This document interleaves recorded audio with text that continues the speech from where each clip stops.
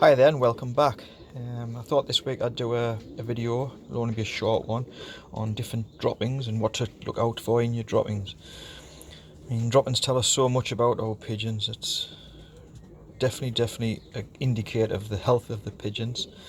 So what I'm going to do is I'll start from the beginning. I'm just going to show you some different types of droppings and explain to you what they are. Now, a few years ago I changed my corn. I was very concerned at the amount of undigested protein in the food and the mix that I was feeding my pigeons.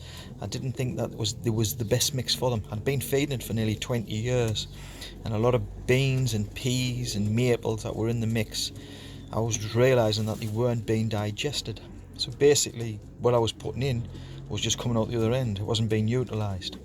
So this is two, obviously we all look at our droppings differently, and this is just two droppings side by side. Now this is droppings here, as you can see. I've tried to present them in the best way I can, of a hen sitting. So you know that hens sit, and droppings that the hens put out are usually 3 or 4 times larger than everything else. So this is corn that I mixed myself, which I'll cover in a later video, from an adult sitting. So this is her droppings, and then the ones next to it are adults sitting racing pigeons that are being fed on just a basic mix. And this is to show the difference between, although both these droppings, by the way, are both healthy droppings, there's nothing wrong with them. You can see that they're solid, there's a lot of urine, there's a lot of facial matter there and everything, but just look at the difference in the sizes. This is corn that's been digested correctly and utilised, so the youngsters and the adults that will receive all the benefits from the corn. And this is corn which is just a common mix with the usual peas, beans, maples, maize, wheat, barley, all the tares and usual stuff, but just goes to show how much protein is wasted. And this is the same, adults, both healthy droppings. Now these ones here, these, just see, this is undigested protein again. Now these is young birds out of a young bird loft. Now look how small and healthy and perfectly formed these are. See them again, corn that's been well utilised. Now directly next to them, see them again, this is undigested. So these droppings here, from young birds as well, all the same age, it just goes to show how much protein in the food has been, in the facial matter, has been wasted, undigested. Now these is from some youngsters. Again, these are 2 youngsters that have been fed on corn that isn't readily digestible. So, but at the moment, when you look at these droppings, all of them are perfectly healthy. This is how you should see your droppings. Now in all videos, I mean, I've got to show a bit of bad with the good. Not everything's good. So these is a couple of youngsters that I'm a little bit concerned about. Now this one here in particular, this is it. Now I did catch the dropping and try to transfer it to the paper, and I should have really took a photo of it first, so it doesn't really show it in its all true glory. But when you get droppings like this where there's a lot of water in them, this is 99.9% of the time coccidioses.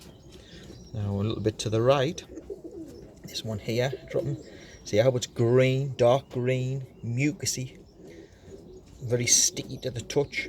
Same again, I had to move it, so I got a bit of wastage on the side, but this is bacterial, and most commonly would be salmonella or E. coli, but I would probably say it's E. coli.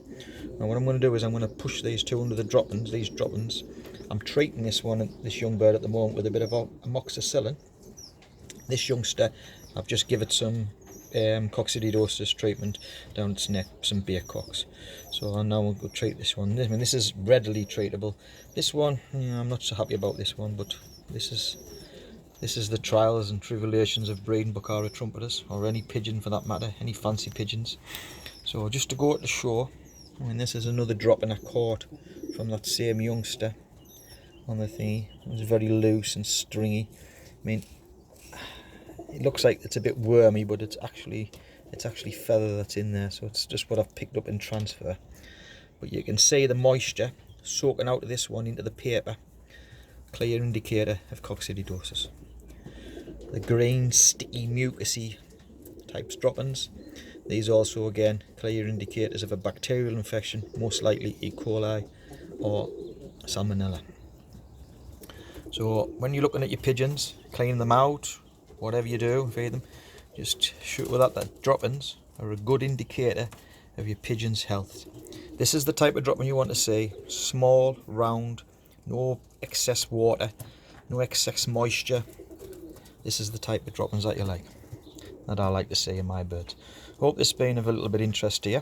I mean, I do drop a sample every one of my droppings out one of my sections every couple of months, and especially now the young birds are now starting to appear and I'm getting a couple of signs that there is a bit of coccidiosis about. I will do a dropping sample, find out exactly what's in my droppings, and take it. But if you like this video, please like it, share it and subscribe. I mean, I'm not going to be transferring videos about on different websites all the time like I have been doing in the past. I mean, this information is for people who can be bothered to subscribe to my channel. Watch my videos by all means, and you're most welcome, but I would prefer it if you subscribe. Subscribers will benefit more, so do subscribe. Right, that's it for now. Hope you enjoyed it. Until next time, see you later. Bye.